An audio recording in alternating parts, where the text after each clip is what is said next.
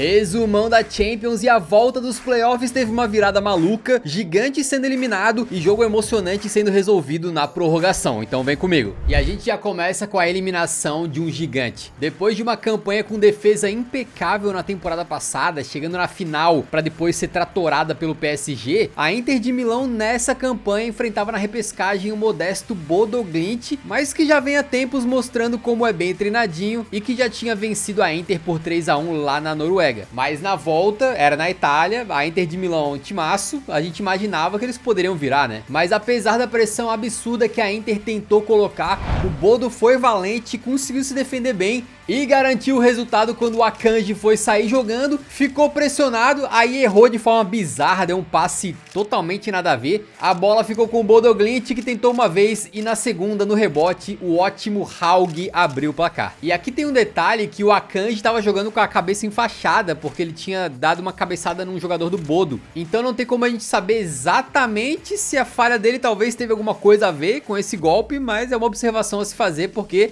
a gente tem até protocolos de concussão que foram criados aí por causa desse tipo de lance, né? Mas o Bodo aproveitou o bom momento e logo depois o Haug meteu um passe açucarado pro Evien marcar um belo gol e garantir a classificação. A Inter até tentou, o Bastoni fez um gol esquisito em que a bola mal passa da linha no final, e é verdade que eles finalizaram 30 vezes na partida, também meteram bola na trave e tudo mais, mas não foi o suficiente. A atual vice-campeã está eliminada. Enquanto isso, o surpreendente e ótimo Bodo Glimt avança para as oitavas. Começou o mês de janeiro agora, sabe quantas vitórias eles tinham na história da Champions? 0. Aí os caras chegaram e engataram 4 vitórias seguidas, sendo que as vitórias foram contra Atlético de Madrid, City e 2 contra a Inter. Os caras estão derrubando gigantes, então olho no Bodão, que agora pega City ou Sporting nas oitavas. E por falar em Atlético de Madrid, na ida contra o Bruges, eles tinham empatado por 3-3 lá na Bélgica, mas agora o Metropolitano pulsando pôde ver com os olhos cheios de lágrimas a atuação brilhante de um craque. Que é o Julian Álvares, o Griezmann, não senhor, sorlotão da massa. Ele começou ganhando uma bola na força e meio que não tinha muito o que fazer, então tentou um chute do nada na empurrância e o goleirão Mignolet sofreu um frango pro Atlético fazer 1-0. Aí o zagueiro Ordonez, que tinha feito um gol contra no jogo de ida, agora fez o gol de empate no jogo de volta. Inclusive ele tava todo sangrando ali com o negócio enfiado no nariz e tudo mais. Porém no segundo tempo o Atlético de Madrid desequilibrou o confronto e fez o 2-1 com o brasileiro americano Johnny Cardoso, que acertou um chutaço de fora da área. Depois Sorloth continuou seu show. Num contra-ataque ele faz o segundo depois de uma bela tabelinha do Lookman com o Griezmann na área. E depois o Sorloth ainda completa o seu hat-trick empurrando no segundo pau um belo cruzamento. Engraçado que ele perdeu uma pá de gols no jogo de ida e agora no jogo de volta decidiu virar o Ronaldo Fenômeno. Atlético de Madrid 4-1 classificado para as oitavas. Enquanto isso o Clube Bruges é um bom time, tá bem treinadinho, mas morreu na praia. Outro resultado que deu óbvio e impediu uma remontada histórica que a gente tava torcendo aí, né, foi o Newcastle contra o Karabag. Depois dos caras meterem um 6-1 fora de casa, o Anthony Gordon, que fez 4 gols naquele jogo, ficou no banco nessa partida. Estão querendo impedir o cara de virar artilheiro da Champions, pô, que isso? Mas não importou, porque o Newcastle começou atropelando com um gol de Tonali aos 4 minutos. E logo depois, enquanto a transmissão ainda mostrava o replay, o Joelinton meteu um porradão num cruzamento e fez o segundo. O coitado do Karabag tava para tomar uma surra histórica ali, mas foi valente, né? E conseguiu diminuir com o Camilo Duran, que fez uma bela Champions. E depois ainda meteu mais um gol com o Kafar Guliev pegando um rebote de um pênalti perdido. Só que o Botman já tinha feito o terceiro do Newcastle, que bem tranquilinho, rodando o elenco, avançou para as oitavas com um bizarro 9-3 no agregado. E aquela remontada com o Karabag metendo 7-0, que a gente sonhava, não foi dessa vez, né? E também não foi dessa vez que o Olympiacos fez milagre. Depois de perderem pro Leverkusen em casa por 2-0 no jogo de ida, eles foram pra Alemanha e, cara, eu vou te falar, a rodada cheia de placares elásticos, gol pra caramba, esse jogo aí acabou 0-0. Porque o Leverkusen, obviamente, estava muito satisfeito, conseguiu fazer com que o jogo fosse modorrento, com pouquíssimas chances, e assim a gente segue em frente, porque o Leverkusen passou e o Olympiacos caiu. Mas ó, o time alemão que se prepare, porque nas oitavas eles pegam ou o Bayern de Munique ou o Arsenal. Tá fácil, só os dois melhores times do momento. Mas ó, da última vez que o Leverkusen conseguiu passar das oitavas, eles foram até a final, lá em 2002. Então, quem sabe, né? Existe esperança. E quem mostrou que vale a pena sonhar foi a Atalantinha, que recebeu o Dortmund precisando reverter o 2 a 0 do jogo de ida. E os caras abriram o placar bem no comecinho com o Scamacca num vacilo absurdo do Ben Sebaini e do Svensson, que sinceramente eu não sei o que eles tentaram fazer ali. No final do primeiro tempo, a Atalanta deixa tudo igual no agregado, com o Zappacosta chutando de fora da área, a bola desvia no Ben Sebaini e mata o goleirão. E já no segundo tempo vem uma bola na área do Dortmund, que o Ben Sebaini sobe muito mal de cabeça e o Pasalic aparece ali passando no segundo pau pra fazer o 3 a 0 e virar o jogo basicamente, né? Agora tava dando a Atalantinha, mas é preciso ressaltar também que o Borussia Dortmund perdeu gols feitos. Quando tava 2 a 0, o Bayer sai na cara do gol e manda na trave. E depois tem um lance em que o Guirassy sai na cara do gol e não deu pra entender o que ele fez. Parece que ele chutou a bola nele mesmo. Foi um negócio super esquisito. Até que finalmente o ADM mandou um canhotaço e fez o 3 a 1. Tudo indicava que esse jogo tava caminhando pra prorrogação. Só que no último lance, literalmente último segundo de jogo praticamente, o goleiro Kobel do Dortmund, ao invés de dar um bicão, tenta sair jogando e toca errado. O Pasalic intercepta, cruza pro Kristovic e aí no meio do perigo o Ben Sebaini, de novo ele, tenta tirar a bola de uma maneira um pouquinho complicada, né? Ele tentou dar um coice com a trava da chuteira.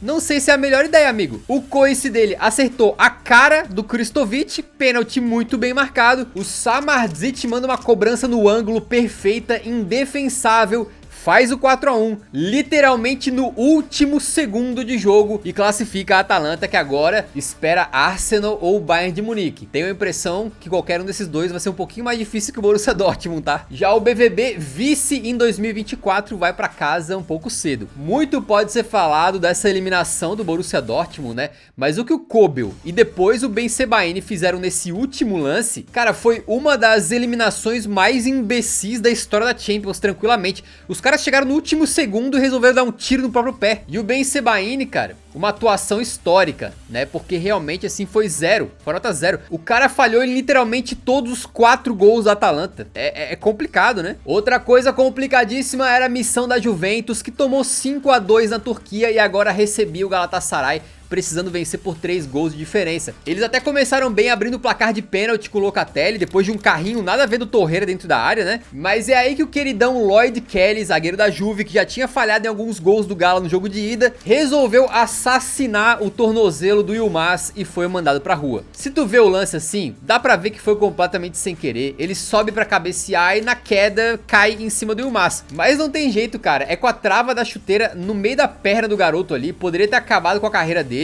Com querer ou sem querer, isso aí é vermelho em qualquer lugar do mundo. E o Kelly então ia sendo personagem mais uma vez e acabando com as chances da Juventus de classificar, ou não, né? Porque eles fizeram o 2 a 0 com o Gatti no segundo pau, continuaram pressionando e fizeram o 3 a 0 com o McKennie, empatando em 5 a 5 no agregado e levando a gente pra primeira prorrogação dessa UCL. Cara, a Juve foi muito guerreira, tá? Eles entraram com o espírito certo, buscaram o 3 a 0 com 1 a menos quase o tempo todo e as estatísticas deles foram insanas na partida. 28 finalizações, 8 chances claras de gol, 5,05 de gols esperados. Eles fizeram o que tinha que fazer para poder classificar, né? Foram guerreiros. Mas quando chegou na prorrogação, os jogadores da Juve já tinham em média corrido muito mais do que os do Gala, por estarem jogando com 1 a menos durante 45 minutos, e aí eles cansaram, não teve jeito. O Gala aproveitou e o Osimhen recebeu uma bola na área para cravar o 3 a 1. Depois mais uma bola enfiada, o Yilmaz manda no meio das pernas do Perin e faz o 3 a 2. E assim acaba com a Juventus indo para casa e o time turco, cara, sofrendo muito mais do que deveria, ainda mais que eles estavam com um jogador a mais, né? Mas estão nas oitavas para pegar Liverpool ou Tottenham Hotspur. Quem também quase fez bonito com 1 a menos foi o Mônaco, que depois de perder de 3 a 2 na ida, visitou o Paris Saint-Germain. E era uma tarefa ingrata, né? Porém, eles começaram muito bem marcando com o Akliouche. Só que a comemoração não demorou muito tempo porque o Koulibaly foi expulso. Aí logo depois, quem aparece na área do Mônaco para marcar é o Marquinhos. Como um camisa 9 ele na pequena área, né? Empurrando a bola embaixo do travessão. Ele tem alguns gols na carreira assim, tá? O homem de 9 lá funciona. E se jogar 11 contra 11 contra o Paris Paris já é difícil, imagina 10 contra 11, né? E foi assim que o PSG virou então com o Kvara aproveitando um rebote pra fazer 2 a 1. E no final o These até empatou o jogo pro Mônaco em 2 a 2. Então eles também foram guerreiros de conseguir esse empate, tá? E assim, mais um golzinho levava o jogo pra prorrogação. E eis que a bola vai na área do PSG. E o zagueirão tem a chance de fazer no último lance, mas acaba que a bola passa raspando a trave ali. E o Mônaco é mesmo eliminado, enquanto o PSG também sofreu um pouquinho mais do que se imaginava, mas passou e agora pega Barcelona ou Chelsea. E a gente chega agora no confronto mais esperado da rodada, depois do caso lamentável no jogo de ida. A gente esperava um Real Madrid contra Benfica quente, né? Mesmo sem o Cristiano suspenso pela UEFA aí preventivamente. E sem o Mbappé pelo Real Madrid, que tava machucado. Inclusive, mesmo sem jogar, o Mbappé continua sendo o artilheiro da Champions no momento, tá? E o jogo começou movimentado quando o Pavlidis cruzou na área. O Asensio foi cortar a bola, só que mandou contra o próprio patrimônio. E aí tem que ser falado, que defesa espetacular do Courtois no chute do Asensio, hein? Só que a bola sobrou pro Rafa Silva, que empurrou e fez 1 a 0 Benfica. Deu nem pra comemorar porque o Otamendi saiu jogando errado, a bola foi parar com o Valverde, que tocou pra trás, e aí da entrada da área, o Tchouaméni manda uma chapada perfeita pra empatar o jogo. No segundo tempo, bem que o Benfica jogou bem e teve algumas boas chances, tá? Mas parou no Courtois, até chegar o momento que todos nós, torcendo pro Real Madrid ou não, esperávamos, né? Num contra-ataque, o Vini Júnior recebe livre, vai avançando naquela velocidade espetacular e dá só um tapinha pra bandar no canto e marcar um golaço. E depois ainda comemora dançando da mesma maneira na bandeirinha. Um ato super polêmico, né? Como ousa o Vinícius Júnior dançar, né? E dessa vez foi na bandeirinha do Real Madrid ali. Alguém vai dizer que ele tava provocando alguém? Alguma coisa saiu do controle? Não, né? Tá bem claro e óbvio que o problema nunca foi a dança, né? O Real então ganha por 2 a 1, 3 a 1 no agregado, com o Vinícius Júnior resolvendo as duas partidas e indo para as oitavas pegar Sporting ou Manchester City. Mas vocês sabem que vai dar Manchester City, né? Todo ano tem um Real contra City, não vai ser esse que vai ser diferente, pô. Craque da rodada, se eu fosse falar com a cabeça, eu diria que foi o Sorlotão, grande jogo pelo Atlético de Madrid. Mas falando com o meu coração, foi o Ben Sebaini. O tanto que ele jogou pela Atalanta não tava escrito, cara. As oitavas vem aí, a nossa cobertura continua. Se você não é inscrito no canal, inscreva-se pra acompanhar sempre as rodadas da Champions aqui no Eurão, beleza?